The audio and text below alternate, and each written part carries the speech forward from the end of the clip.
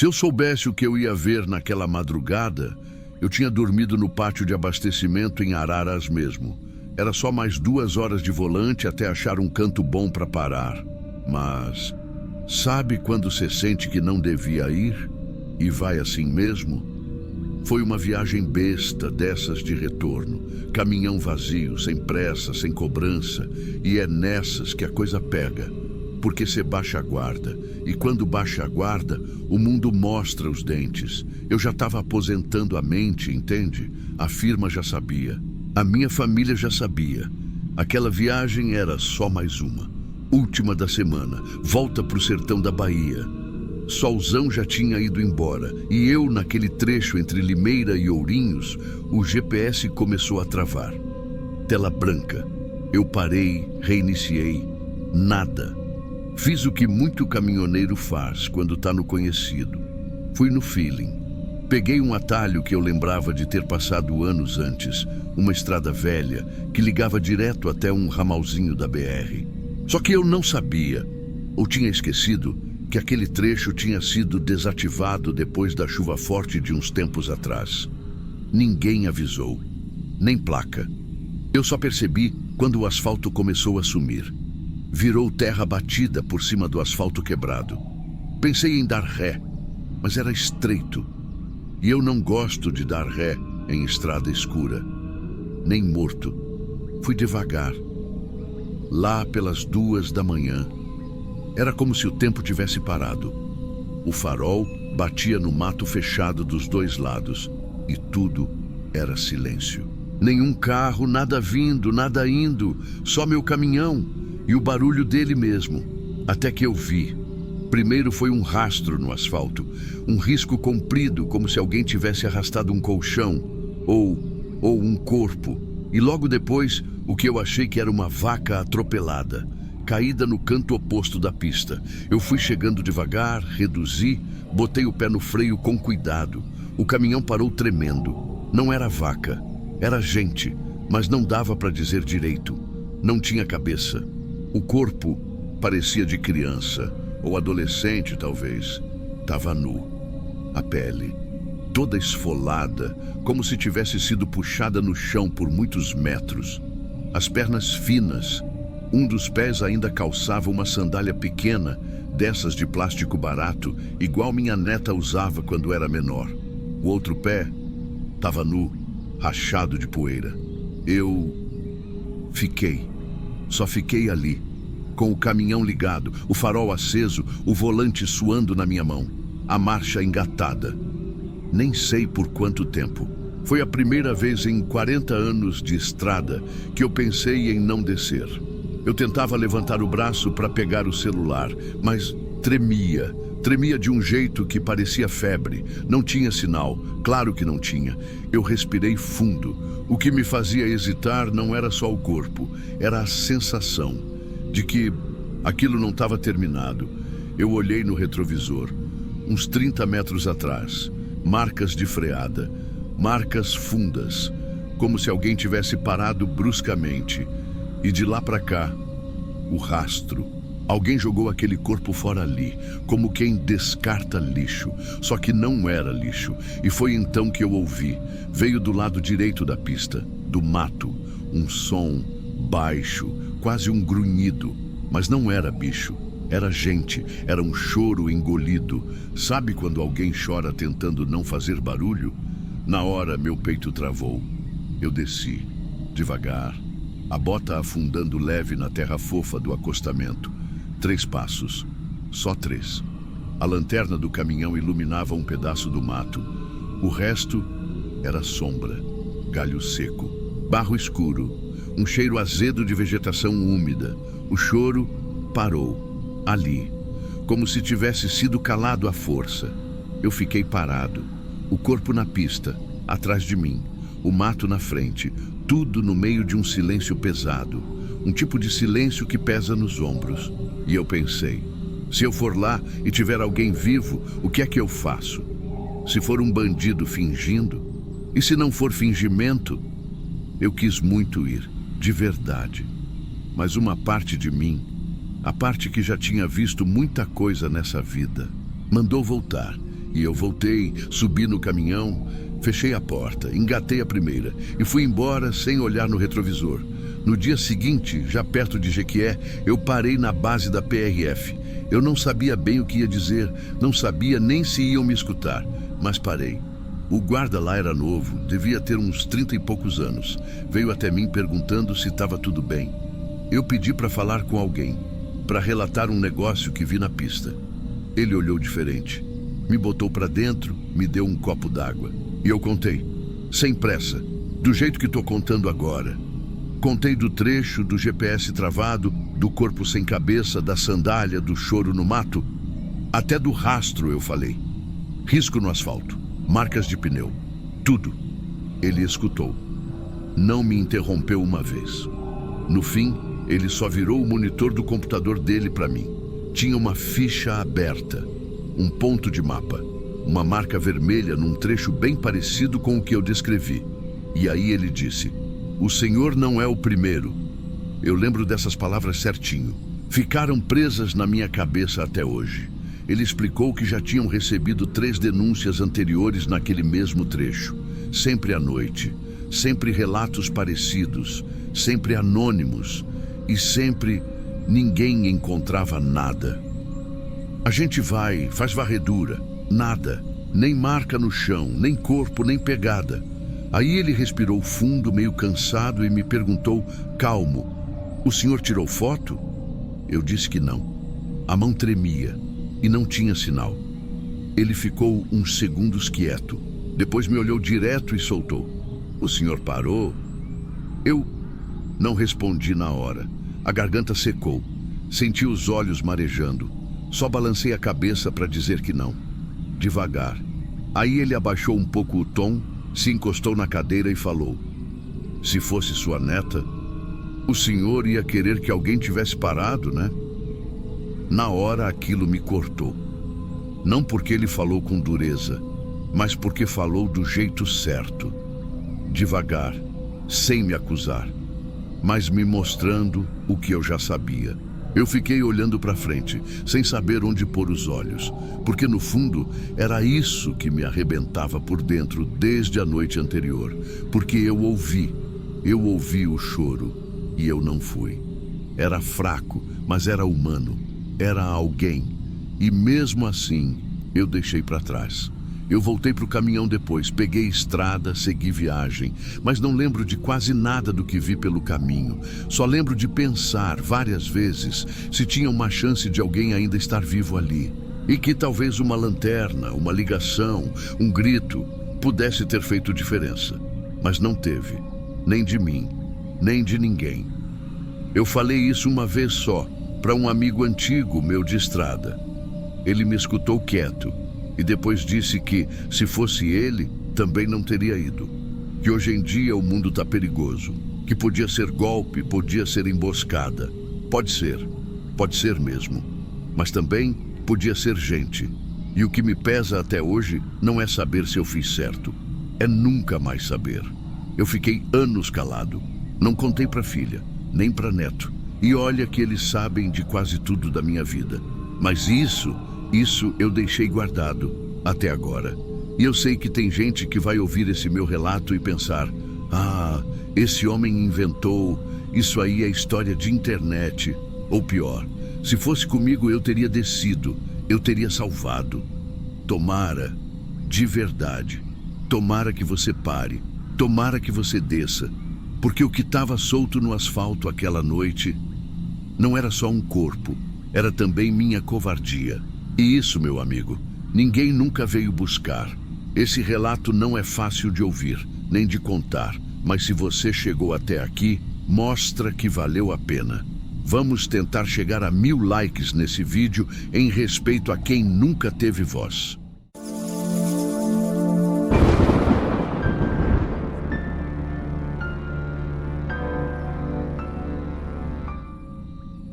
Eu não sei se todo mundo tem isso, mas eu tenho uma regra que nunca quebro desde 2009. Nunca mais abro uma lona fora do destino final. Nunca. Nem se tiver barulho, nem se tiver cheiro, nem se alguém jurar que tem bicho preso ali.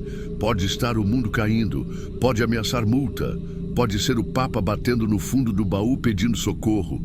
Eu não abro. E antes de alguém pensar que é exagero de caminhoneiro velho, deixa eu contar como essa regra nasceu, porque ela nasceu num dia só, num barulho só, num instante. Foi o dia que meu irmão morreu esmagado por uma carga. A gente estava indo para Goiás, levando bobina de papel. Dormimos num posto em Catalão, e no meio da madrugada, ele jurou que tinha ouvido alguém batendo lá dentro.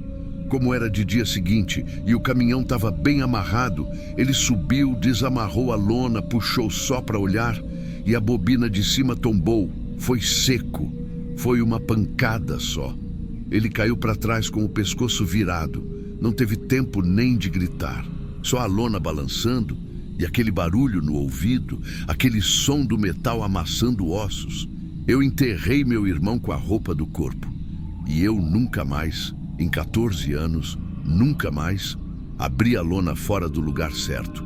Então, quando esse cliente apareceu, oferecendo uma entrega em horário esquisito, com carga lacrada e instrução direta de não abrir de jeito nenhum, eu não achei estranho. Aliás, o que me atraiu foi isso.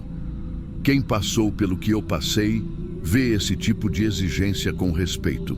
Pensei, o cara só não quer perder mercadoria ou é carga sensível e pronto. Tecido hospitalar. Era isso que estava escrito no pedido. Mas o valor era quase o dobro da tabela.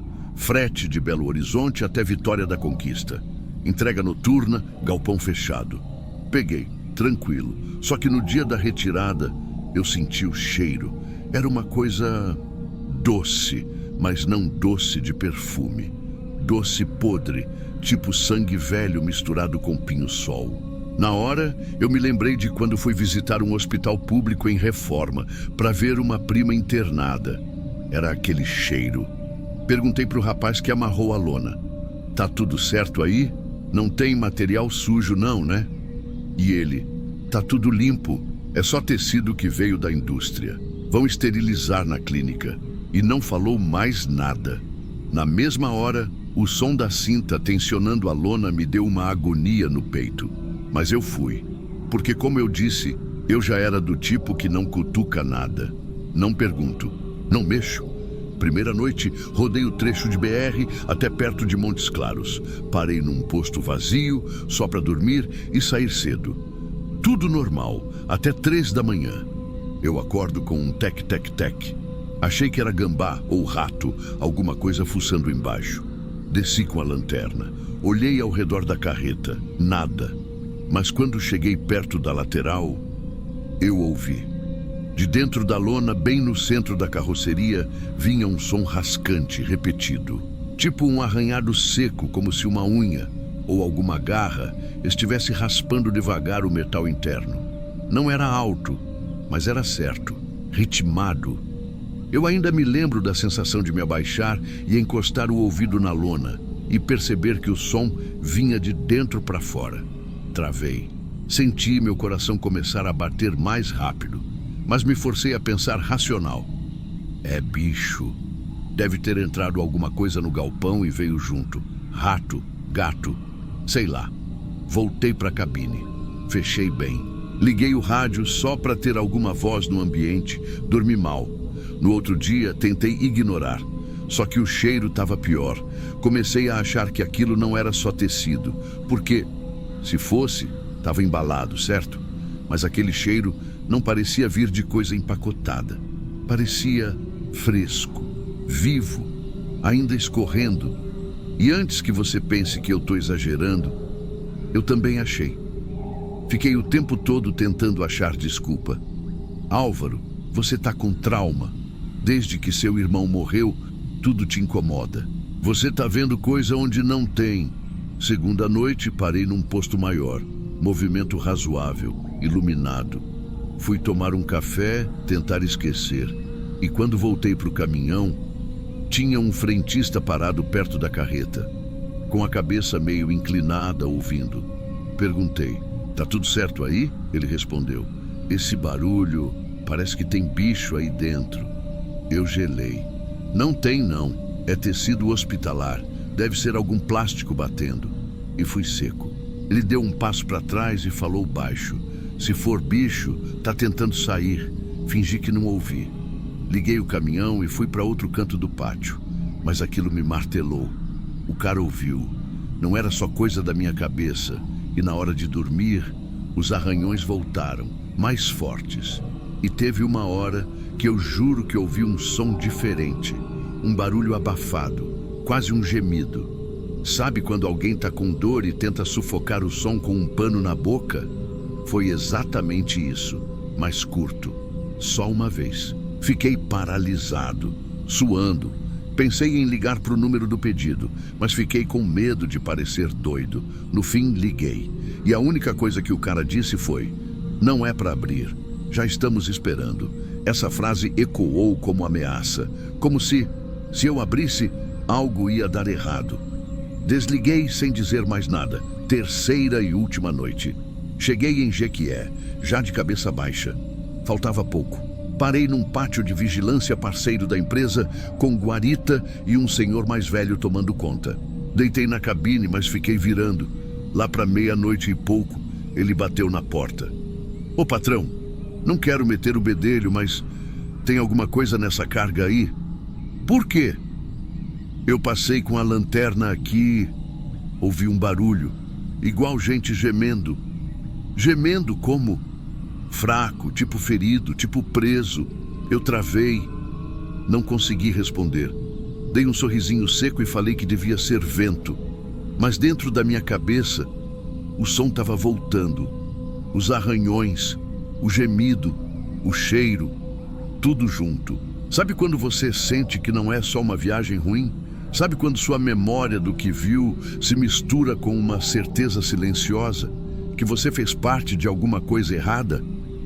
Eu dormi, mas foi um sono doente. Na manhã seguinte, cheguei no endereço da entrega. Uma clínica, pequena, portão lateral, sem placa, sem nome visível. Só um homem esperando do lado de dentro. Ele abriu o portão, mandou eu encostar de ré. 3 homens vieram, um deles com luvas cirúrgicas. Nenhum deles puxou conversa. Quando acabaram de soltar a lona e descarregar tudo em silêncio, o que usava as luvas me olhou e perguntou: "Você abriu alguma coisa?" Eu neguei com a cabeça. Nem consegui falar. Ele respondeu: "Então, beleza. Vai receber direitinho." E foi só isso. Voltei para casa com o caminhão vazio e um envelope no bolso. Não quis nem abrir. Deixei jogado na gaveta. Fiquei 2 dias em casa sem sair, quieto, com aquela sensação de que eu não devia ter aceitado aquele frete. No 3º dia, meu telefone tocou, número de Vitória da Conquista. Atendi com o estômago revirando. "Senhor Álvaro Fernandes?" "Ele mesmo. O senhor pode comparecer à delegacia civil aqui da cidade?" Não disseram o motivo, só pediram que eu fosse. No outro dia, eu estava lá, na sala, 2 investigadores. Um deles com o celular ligado numa gravação da câmera do posto onde eu parei na segunda noite. Mostraram um trecho. O frentista parado perto da minha carreta, ouvindo o som. E o policial disse: "Aquele barulho, senhor Álvaro, não era plástico. A gente prendeu um dos homens que receberam a carga. Tráfico de pessoas, remoção de órgãos. Alguns tecidos estavam sendo usados para esconder fluidos humanos. A origem da carga ainda está sendo rastreada. Queremos saber, o senhor ouviu alguma coisa? Sentiu algum cheiro? Viu algo estranho?" Eu só balancei a cabeça. Não abri nada. "Mas ouviu?" "Não posso afirmar." "Mas suspeitou?" Eu abaixei os olhos. Não respondi. Fui liberado, mas desde então minha cabeça não sossegou mais. Comecei a acordar de madrugada com um som, o mesmo som, aquele arranhado, devagar, insistente, como se alguém ou alguma coisa raspasse a unha de dentro para fora da minha memória. Tentei voltar a trabalhar, mas toda vez que eu passava no retrovisor e via a lona tensionada, algo me travava. Parei de pegar carga fechada, parei de dormir em caminhão, parei até de aceitar frete longo. Mas tem uma coisa que eu não consegui parar até hoje: me culpar por não ter feito nada. Mesmo sem abrir, mesmo sem saber ao certo, eu levei alguém para morrer.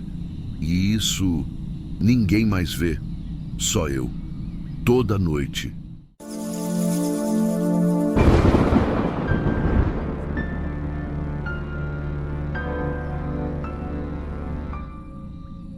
Eu sei o que parece. Mais uma história de caminhoneiro que rodou demais, dormiu pouco e começou a ver coisa. Só que eu não bebi nada, não usei nada. E o mais importante, eu travei a porta por dentro. Quem quiser duvidar, duvide. Eu não preciso que ninguém acredite, não. Eu só precisava contar. Porque desde aquele dia, eu não passo mais com o vidro entreaberto. E olha que eu sempre fui daqueles que deixam uns 2 dedinhos abertos na janela para entrar ar, sabe? Mania, costume antigo. Só que naquela noite, esses 2 dedos de janela quase foram espaço demais. E talvez nem fosse isso que ele queria, talvez ele só queria que eu escutasse. Já era a 3ª entrega seguida naquela semana. Estava vindo de Rondonópolis, descarreguei as peças e peguei a BR sentido Campo Grande. Era tarde, coisa de quase 1 da manhã, e o sono já estava batendo nos ombros fazia tempo. Dor nas costas, garganta seca, aquele calor encostando nos ossos. Resolvi parar num posto velho que eu já conhecia, entre 2 distritos pequenos, ali no Mato Grosso do Sul. Era um lugar desativado, mas ainda dava para encostar atrás, usar o banheiro que ficava do lado de fora e deitar um pouco. Tem gente que evita esses cantos muito quietos. Eu, sinceramente, sempre preferi eles. Não tem movimento, não tem moleque batendo em porta, não tem assalto, não tem polícia parando para perguntar bobagem. Só silêncio. Mas o problema dessa vez foi o silêncio. Estacionei o bruto com a frente para o mato, porque a luz do luar estava batendo direto na boleia. Travei tudo, descansei a cabeça, deixei o vidro entreaberto. Uns 2 dedos no máximo, só para respirar melhor. Até aí, normal, mas não dormi. Aquilo que você encosta, mas o corpo fica em vigília. De repente, lá pelas 2 da manhã, eu ouvi o que parecia um cachorro velho latindo. Sabe aquele som rouco, arrastado, como se o pulmão do bicho já estivesse cheio de poeira? Um latido que nem estala. Só sai como se o bicho estivesse cansado até para ameaçar. Escutei uma vez, depois mais nada. Fiquei quieto, na minha, esperando o corpo apagar de vez. Mas 5 minutos depois, veio outro. Só que mais perto. Ali, eu já sentei no banco. Não por medo, instinto, coisa de quartel que nunca sai da gente. Você ouve barulho repetido num padrão e o corpo liga o alerta antes da cabeça entender. Desliguei o painel da boleia até o ventilador. Queria escutar só o mundo lá fora. Tudo apagado. Só eu e o som, silêncio. 1 minuto inteiro, talvez. E aí veio de novo, o latido, só que do lado da minha porta. Não era grito, não era uivo, não era rosnado. Era um som grave, úmido, meio embolado. E dessa vez, parecia mais garganta do que focinho. A primeira coisa que eu senti foi a respiração. Não a minha, a dele. O som abafado da respiração encostada no metal da porta. Como se tivesse alguém ali fungando, sabe? E logo depois, o som que me gelou o osso. Um latido profundo, mas mais devagar. Arrastado, como se estivesse tentando lembrar como é que um cachorro late. A parte de dentro do meu corpo travou. Eu sabia que tinha alguém ali fora, mas não era um cão. Aí eu virei o rosto devagar, muito devagar, e olhei pelo vãozinho da janela. Não vi tudo, só uma parte do rosto, o olho e o movimento da boca, latindo. Era um homem. Ele estava agachado, rosto colado no metal. Espuma no canto da boca, os olhos arregalados demais. tipo quem tomou susto e ficou travado ali, mas sem piscar. Tava imundo, sujo de terra, com riscos no braço, no pescoço, nos ombros, a pele meio cinza de poeira e suor seco, e ele estava latindo pro meu vidro. Não era grito, não era fala, era latido. Eu congelei, não fiz nada. O coração deu 3 pulos secos e travou. A mão ficou parada em cima do freio de mão, e eu só consegui sair do transe quando ele tentou abrir a porta. Com as mãos humanas, dedos encardidos, unhas sujas, sangue nas cutículas. Mas a tentativa era fraca, meio boba, como se nem soubesse exatamente o que fazer. Quando vi os dedos dele na maçaneta puxando para cima, eu reagi.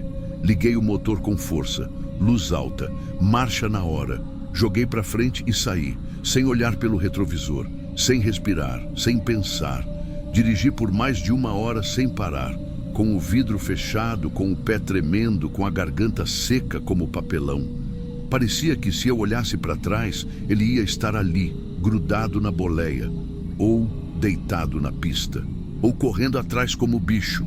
Mas quando o dia clareou, quando a BR começou a ganhar movimento, eu parei num posto de bandeira que eu sabia que tinha restaurante 24 horas. Parei, desci, pedi um café, me apoiei no balcão. O frentista chegou e perguntou se eu estava bem. Aí eu respondi, baixo. Tinha um cara latindo pro meu caminhão ontem. O homem parou de secar o copo. Me olhou com a cara meio seca, sem surpresa. Mas ele estava de cueca? Estava sujo de barro, comendo terra? A pergunta me travou mais que o latido. Esse aí aparece sempre. Já escutei uns 5 motoristas falando dele. Outro cara, mais novo, completou. Dizem que ele foi atropelado ali perto em 2000 e alguma coisa. Não morreu, mas também não voltou mais. Eu não quis saber de história. Não queria ouvir sobre alma, nem loucura de estrada. Eu só queria validar o que eu vi. Queria saber se mais alguém tinha visto. Só isso. Paguei o café. Saí calado. E segui para o posto da PRF mais próximo, na entrada de Sidrolândia. E foi ali que tudo piorou. A entrada do posto da PRF estava vazia quando cheguei. Era começo de manhã, acho que umas 8. Dei nome, entreguei os documentos e pedi para falar com alguém. O agente que me atendeu era novo. Cara limpa, cabelo bem cortado, camiseta esticada no braço. Eu falei do jeito que dava, baixo, pausado, sem rodeio. Só disse, eu quero registrar que ontem de madrugada tinha um homem agachado do lado da minha cabine, latindo. O agente parou, não riu. Também não perguntou de cara se eu tinha bebido, o que me surpreendeu. Ele só disse, o senhor pode repetir devagar? E aí eu contei do jeito que foi, cada parte. O posto desativado, o latido, a respiração na porta, o homem, o olho colado no vidro, os dedos tentando abrir, a fuga e depois os comentários no outro posto.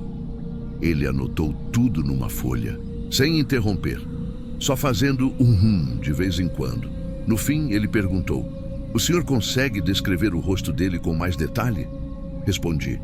Não era o rosto que chamava a atenção. Era o jeito de latir. Era o som. Era como se ele tivesse se esquecido que era gente. O policial se levantou, pegou a folha e foi até uma porta de vidro. Conversou com outro agente mais velho. O mais velho escutou, franziu o senho e sumiu para dentro de uma sala. Fiquei ali uns 7 minutos, sem mexer no celular, sem pegar água. Sentado na cadeira azul com o corpo pesando. Não era medo, era uma vergonha misturada com dúvida. Porque mesmo eu vendo o que vi, uma parte de mim ainda queria que alguém dissesse, Benício, você só sonhou, você dormiu com o motor ligado, foi delírio. Mas não foi isso que eu ouvi. O agente novo voltou. Puxou uma pasta grossa da estante, abriu na minha frente. Tirou 3 folhas plastificadas com fotos impressas. Senhor Benício, a gente vai mostrar umas imagens. O senhor não precisa afirmar nada, só diga se alguma coisa parece familiar. Ele virou a primeira foto. Era um homem, agachado no chão de um galpão. rosto virado para a câmera, os braços machucados, marcas nos pulsos, a boca escancarada, mas não como quem está gritando, era como se estivesse travado no latido. Segunda imagem. Outro homem, outro lugar, no acostamento de uma estrada, sem camisa, rosto sujo, marcas nos olhos como se tivesse chorado por dias, a boca entreaberta, os olhos arregalados, do mesmo jeito, quase sem piscar. Terceira imagem, um print de vídeo. Dá para ver o momento em que ele se arrasta de 4 no chão de uma garagem. No canto da imagem, um policial recuando, assustado. O agente explicou: esse aqui foi na segunda-feira, 30 quilômetros de onde o senhor parou. Esse outro, 2 dias antes, em outro trecho da mesma rodovia. E o último é do ano passado. Tem mais, mas esses 3 bastam. Ele fechou a pasta. A gente acha que é surto, drogas, só que os exames de sangue deles dão limpo. Todos, sem uma gota de nada. Nenhum deles estava com substância no corpo. Pausa. Mas tem mais uma coisa.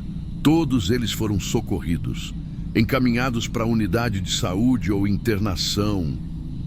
E todos sumiram no caminho. Não chegaram a dar entrada. Eu fiquei em silêncio. O coração, que já estava mais calmo, começou a martelar de novo. Não porque era fantasma, nem porque era monstro, mas porque era gente. Gente que alguém viu, que a PRF viu, que foi registrada e que simplesmente desapareceu. Antes de levantar, eu pedi uma cópia do BO. O agente imprimiu e me entregou. Agradeci, sem dizer mais nada. Estava pronto para ir embora quando ouvi a voz do policial mais velho lá do fundo. 3º esse mês. E sempre a mesma coisa. Latido, grito engasgado, a mesma coisa na garganta. Aquela última frase me gelou de vez. A mesma coisa na garganta. No caminho de volta eu pensei em muita coisa, mas a principal foi: se isso vem acontecendo há tempo, por que ninguém fala? Por que as imagens não vazam? Por que todo mundo que aparece some? Não sei responder. Só sei que depois daquele dia eu nunca mais parei naquela rota. E toda vez que paro em algum canto escuro, o vidro da boleia fica fechado até o fim, porque eu descobri que 2 dedos de fresta é espaço demais para quem não quer entrar, só quer ser ouvido. Se isso te deixou com aquele silêncio estranho depois do vídeo, é porque você já entendeu o tipo de coisa que a gente conta aqui. Se inscreve no Diário de Terror, mas faz agora, porque tem relato que só dá tempo de ouvir uma vez. Depois, já sumiu.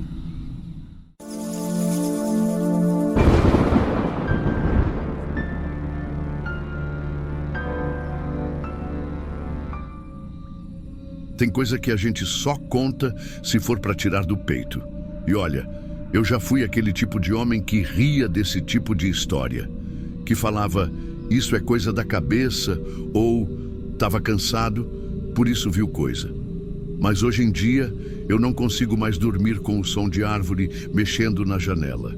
Eu moro com a minha irmã, num bairro que ainda tem umas quaresmeiras no fundo do quintal. E às vezes, à noite, quando o vento passa, parece que elas estão me chamando pelo nome. Só que isso começou antes. Isso foi numa viagem que, sinceramente, não era nem para ter sido diferente. Era para ter sido como qualquer outra. Era para ter sido só mais uma entrega. Foi no final de outubro. Eu lembro porque era uma época que chovia muito no norte de Minas. E eu estava voltando de uma entrega em Montes Claros. Peguei uma carga pesada de tora serrada para descer até Teixeira de Freitas, na Bahia. Carregamento fechado, nota limpa, estrada conhecida, tudo do jeito que a gente gosta. Mas deu errado logo de cara. Na altura de Pirapora, um acidente interditou o trecho da BR. Caminhão tombado, ninguém passando. Tentei esperar, mas já estava com o horário justo. Foi aí que entrou um camarada no rádio, dizendo que tinha um desvio rural por dentro de uma área de reflorestamento. "Passa tranquilo, meu rei", ele falou. "Vai sair direto perto de Salinas, corta caminho até." Eu devia ter desconfiado logo de início. O jeito que ele falou era como se já soubesse que alguém ia perguntar. E quando um caminhoneiro fala "passa tranquilo", pode saber, não passa. Mas eu fui. Logo no início da estrada de terra, já senti que ia dar ruim. O barro era fofo, como areia molhada. O caminhão afundava fácil. Mas eu conheço o peso da roda. Sei onde forçar. Toquei devagar. Um trecho longo de eucalipto dos dois lados.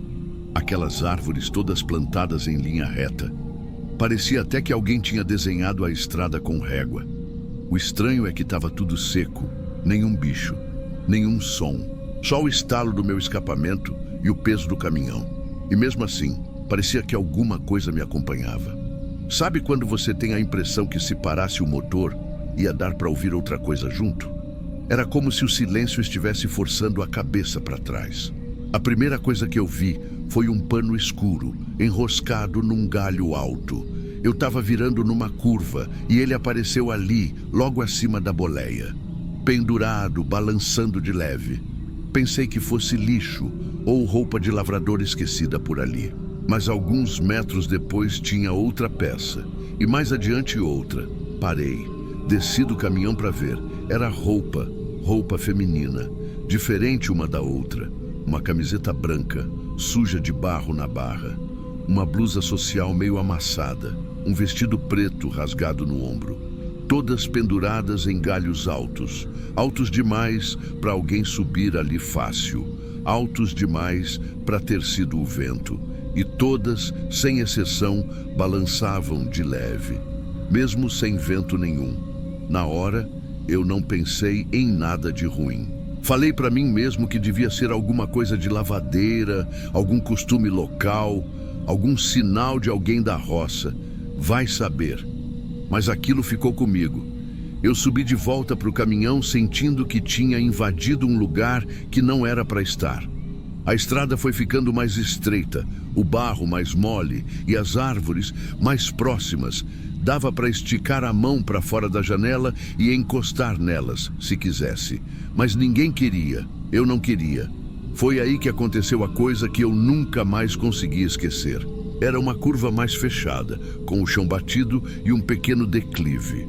Bem no meio da estrada tinham colocado um sutiã, sim, um sutiã preto, dobrado com duas pedras em cima, como quem tenta impedir que o vento leve.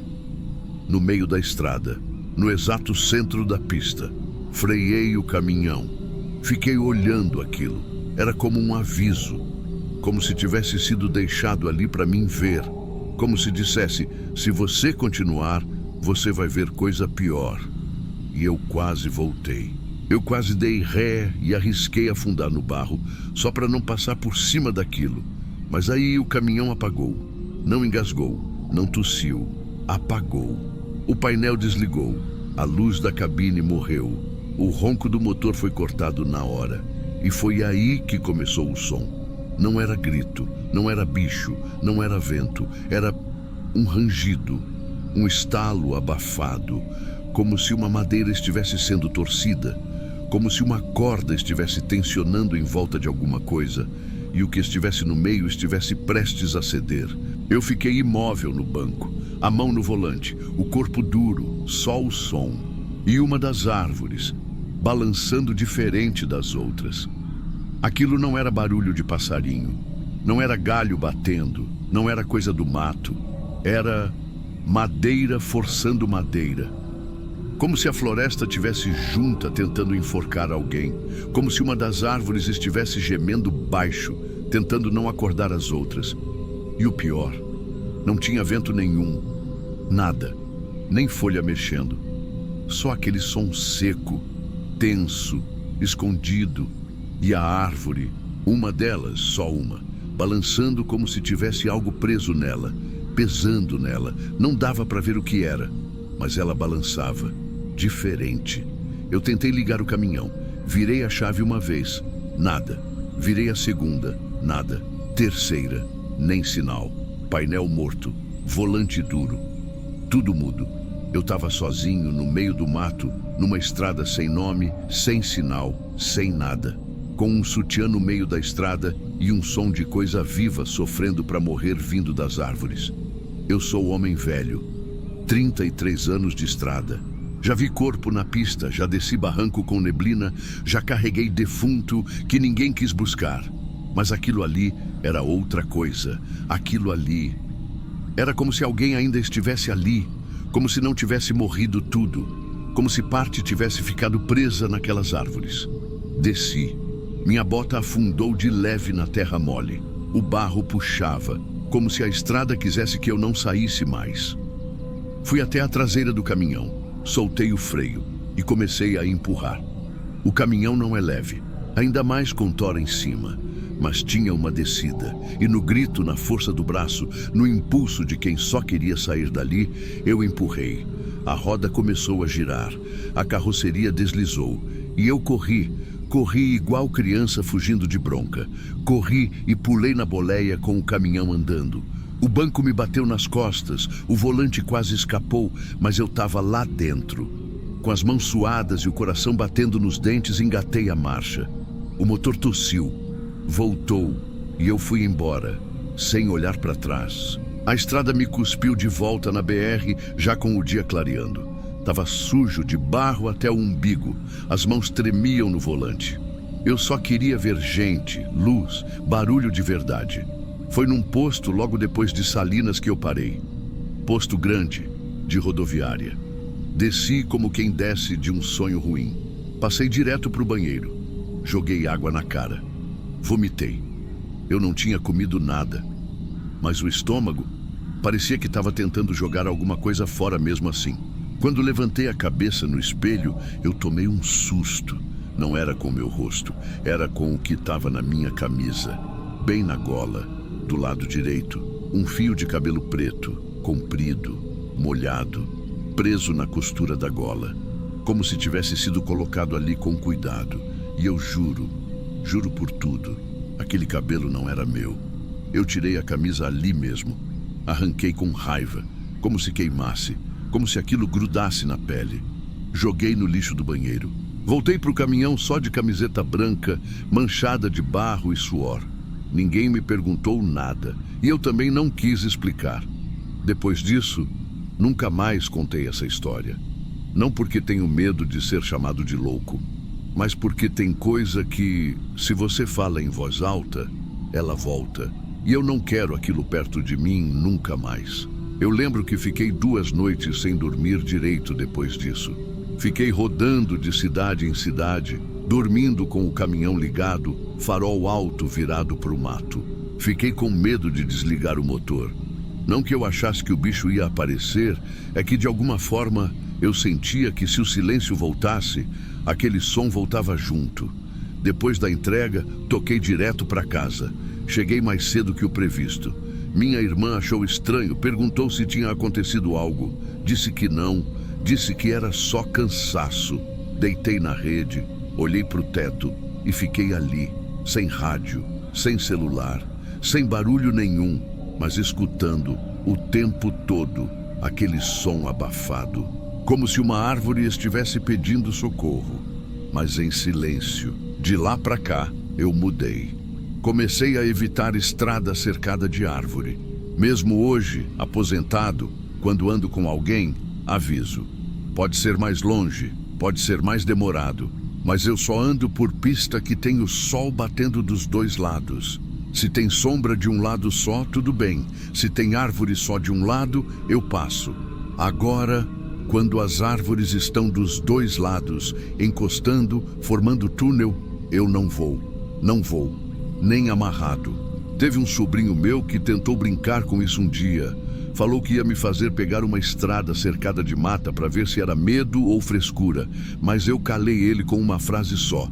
Eu disse: sabe o que é pior do que ver alguma coisa? É não ver nada, mas saber que tem coisa ali.